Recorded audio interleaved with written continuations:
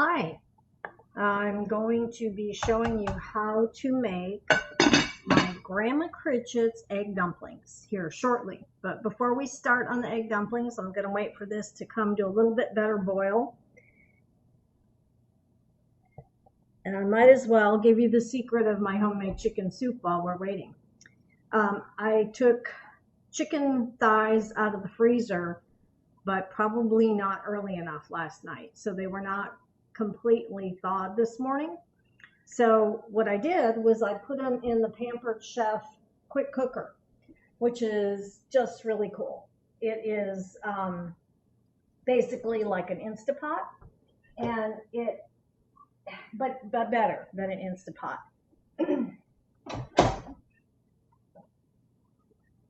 The top has the steam release built into the handle, and if you've not ever used a pressure cooker or an Instapot, what it does, it seals and it comes up to pressure, and then when it's done, it releases and slowly the pressure goes down. If you're in a hurry, you can put a towel or something over the release so that you don't hurt yourself, and press the button and let the steam out. What I like about our quick cooker better than the Instapot that I had is this inner pot. It is a heavy-duty stainless steel. See how thick the bottom is? So that even though the store-bought Instapot says you can sear in it, for me it never really worked well. This has a heavy enough bottom that you truly can sear in it. It comes with the rack to put on the bottom. For certain recipes, we'll call that. And then you could get this really cool accessory, which is a ceramic pot with a silicone cover. And one of the things I can do, like if we could have in-person parties, there's a great chicken recipe that you put all in the bottom, and then you put your rice, uncooked rice, in here with the liquid, put the silicone lid on, put this on top of that rack, and everything's all done at the same time. So this is what I used this morning to get my chicken cooked because it wasn't fully thawed. So I put a little bit of chunky salsa on the bottom of the pot, put my 4 chicken thighs in there, and then I sliced a bunch of carrots and celery, diced up some onion and potato, and threw that in as well. So all of that was cooked at the same time. I had my chicken and my vegetables all cooked at the same time. I drained the vegetables and the meat, took the bone off out of the chicken, and I put all my juices in this, which is the star of the show today.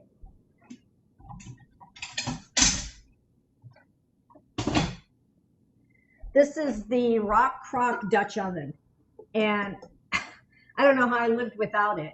I have a Dutch oven, a heavy cast iron one that is so heavy. This can go on the stovetop, can go in the oven, go in the fridge and freezer, and it can go in the microwave. So it really is versatile. So it's getting boiling here. So I'm going to start our dumplings.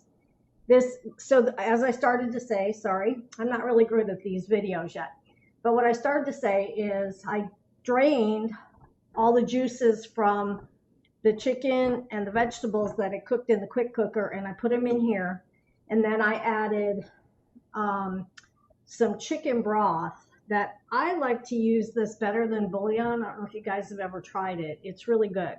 So between the bouillon that I made and the juices, I probably have about 6 cups of liquid in there. And I kept the chicken and the vegetables out for now because it's going to be easier to show you the dumplings. I don't always do that. It depends. It kind of made a lot of chicken and vegetables, so it would take up a lot of space in the pot. We're going to do the dumplings with mostly just broth. There's some of the vegetables are in there. So here's a little piece of trivia for you. When recipes call for large eggs or extra large eggs, today's eggs, if you buy them at the store labeled large, are not really equivalent to what most recipes mean by large. So I tend to buy extra large eggs and pretend they're large. If you have a recipe calling for extra large eggs, you might need to buy jumbo eggs. You could Google that and look at the weight or the volume that eggs should be taking up. As you can see, I got my Facebook portal to work, which is really pretty cool because it follows me around. The bad news is you get to see the whole messy kitchen, so sorry. So I'm going to use 2 eggs, and you just scramble them. You can use a whisk, or this is how my grandma taught me, so I'm using a fork. And I'm using a glass bowl, hoping that it'll be a little easier for you to see as far as texture goes. So you want to salt this and do it before you add the flour because it'll mix in better. Now you don't have to go crazy. This is about, I don't know, less than 1/4 teaspoon of salt. The broth is salty as well, so it doesn't have to be real salty, but it should have a little bit. So incorporate your salt with your egg. And then flour, I'm just using all-purpose flour, and I don't know if you can see it, but either sift it or whisk it. I don't even own a sifter anymore. Once I figured out that whisking flour was basically the same as sifting it. So now this is the part that got us started on this video, because I said I don't really measure, so I don't know, other than 2 eggs. And you could do it with 1 egg. Point is, you want this to be not a solid lump, but you want it to stay together. And I'm going to make it too thin, hopefully first, to show you what happens.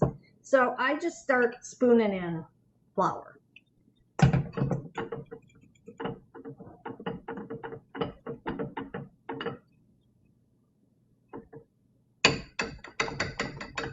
And work it in really well. You don't want big lumps. You're going to get some lumps. This isn't like an electric mixer that's going to make it perfectly smooth. Can you guys, I don't know if you can see, this is way too thin. I'm not even going to try this. But if you put it in now, it's going to be more like egg drop soup, where it's just going to scatter everywhere.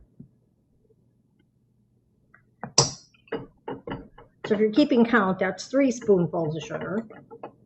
I mean, not sugar, flour. And we're getting close to where you might think this is the right texture. So, see, it's gooey, globby. This is really technical terms here, sorry. So this is probably not enough flour, so I'm going to try dropping some in so you can see what happens. These are some of my favorite things. These are the little mini oven mitts, but I like them for on the stove because they're not so huge. So I don't know that you can see that this is boiling, but it is. I'm actually going to turn it up a hair more. Okay. Hopefully I'm going to be able to show you how this is going to turn out. So what you do is you take just a regular sort of small spoon and let it get hot. It helps it not stick to the spoon. So just kind of stir it around. I need this to boil a little bit more.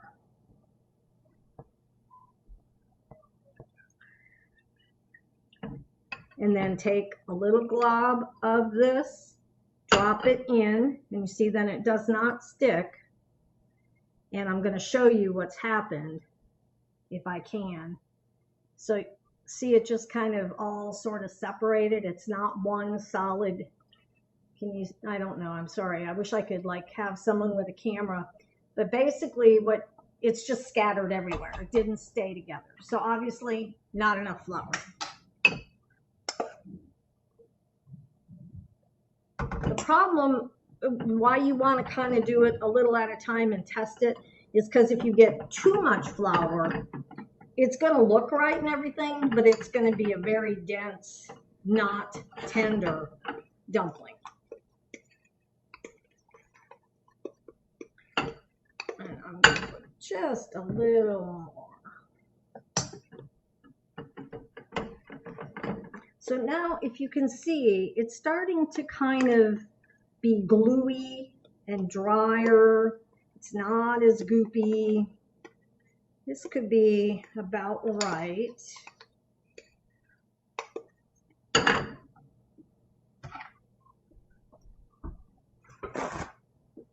Okay, again, get your spoon hot. Make sure that your broth is boiling.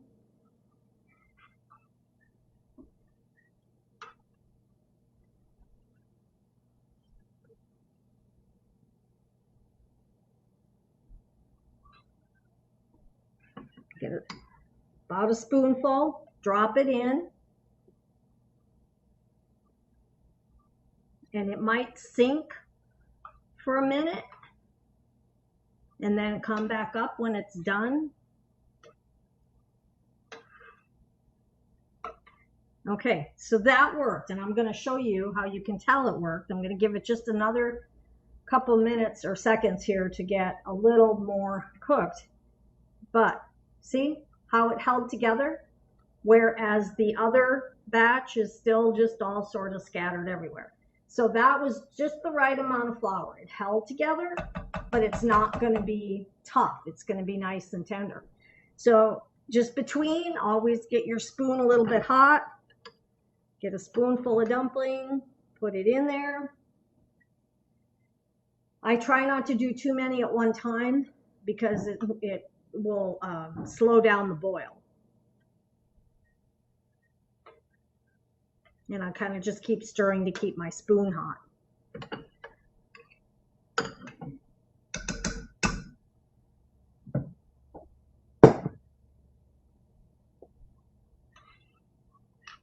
So I don't know, did anybody keep count? I don't know how many, that was maybe what, 4 and a dab more spoonfuls of flour, and that's just a regular, like a soup spoon. And I'm using a teaspoon to drop them. You don't want them huge. I'll tell you, I love these so much that I have been known to just make a small pot of chicken broth and 1 egg and make dumplings just so I could have the dumplings. And this is chicken soup, but it's really good. My mom and my grandma, well, mom used to make vegetable beef broth. She never could make the dumplings, but grandma would put them in vegetable soup or chicken soup. And mom, when she would make vegetable beef soup, would have me make the dumplings because I learned how. Anybody have questions while we're just cooking the rest of these? I think I can see if you type a question. Somebody try it so I can tell.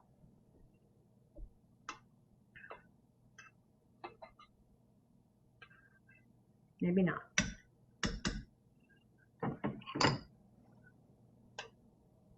You want to keep your broth boiling. Well, that was a technical glitch that I'm not sure how to prevent, but I will have to research that.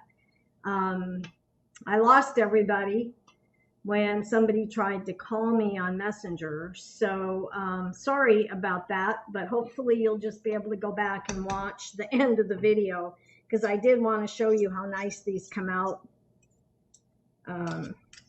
We'll see if anybody comes back. Sorry about the technical glitch because someone tried to call me on Facebook Messenger. Sorry, guys. Still cooking dumplings. These are my grandmother's egg dumplings in case you weren't on the first video. We got disconnected because someone tried to call me. Oh, hi, Annie. Sorry. Looks like we've got a couple people back, but not everybody. I'm just going to finish these up, and then I'm going to take one of them out and cut it to show you just how it looks. Wish I could share with everybody so that you could taste, but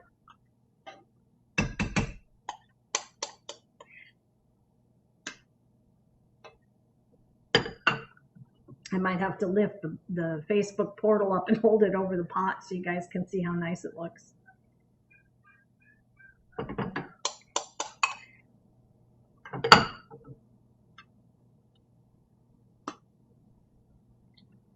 But just to show you, see how they puff up really nice, and we've got quite a few of them in here now. Once the dumplings, they don't take long to cook, and once they're all cooked, I'll add all the vegetables and the chicken in there and let everything simmer a little bit. But really, once they start floating, they're pretty well cooked. It doesn't take very long. And for a pot this size, probably 2 eggs would be right. If you're just trying to make a smaller pot, maybe you even have a store-bought can of soup that you'd like to have some dumplings in, you can do that too. The trick is just that you have to have it boiling. And you could actually make them in water, but why would anybody do that?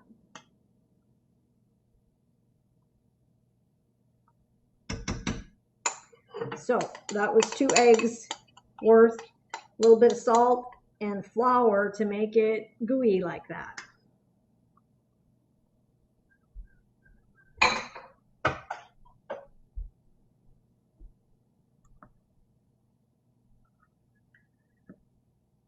So I don't know if everybody's back. We had a glitch in that somebody tried to call me on Facebook Messenger, which is what the portal is designed for.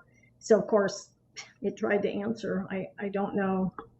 I'm going to have to practice and research that, see how to avoid that.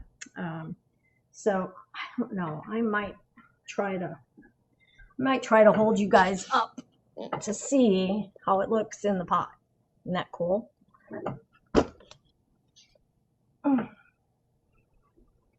So, any questions? So once they're all cooked, then you can turn it down to simmer.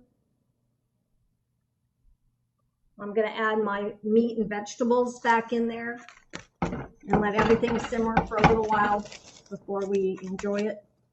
A lot of this is going to be probably going in the freezer, as you can imagine. Oh, before we do that, I did want to cut one of these open and just show you what they look like on the inside.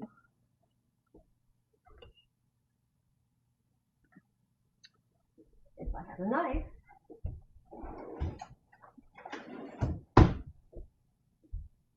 And a fork.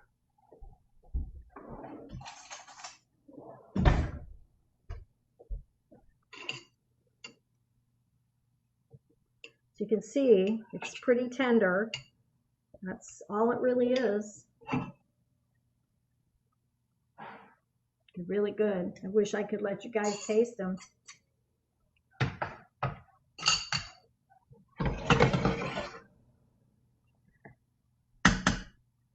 I guess I can try to post the recipe, but it's not much of a recipe. Eggs, salt, and flour.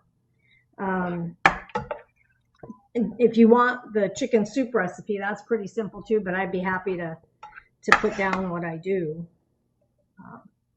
The vegetables I used were carrots, celery, onion, potato, and I used chicken thighs because I just think you get better juice for chicken soup out of thighs.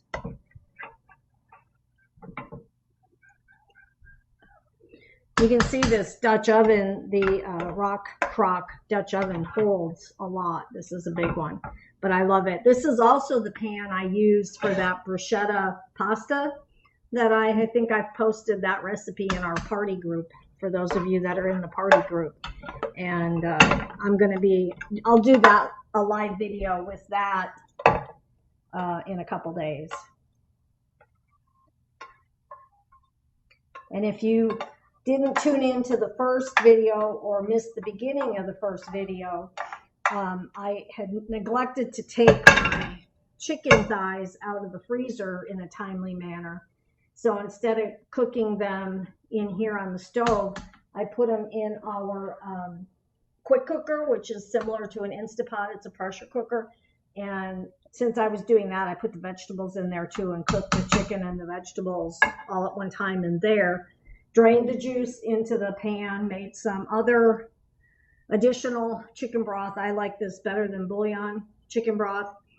And I had cooked the chicken with some salsa, so there's just a little bit of tomato flavor as well, salt, and got my broth boiling because I kept most of the chicken and vegetables separate. Got the broth boiling to make the dumplings, which is nothing but egg and a little bit of salt and flour to the right consistency, which is why we did the live video, because I don't know the measurement. It's all about how it ends up in the pan, and considering the various sizes of eggs, I'm sure it's different, like for Kim in Colorado at high altitude, than it is for me.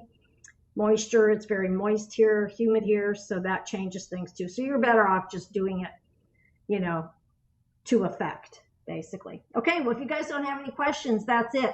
I'm going to share these in our Pampered Chef party group. If anybody's watching this that isn't part of the party group but wants to be, just send me a message or comment on the video and I'll add you. And otherwise, you guys have a really good day and stay safe out there.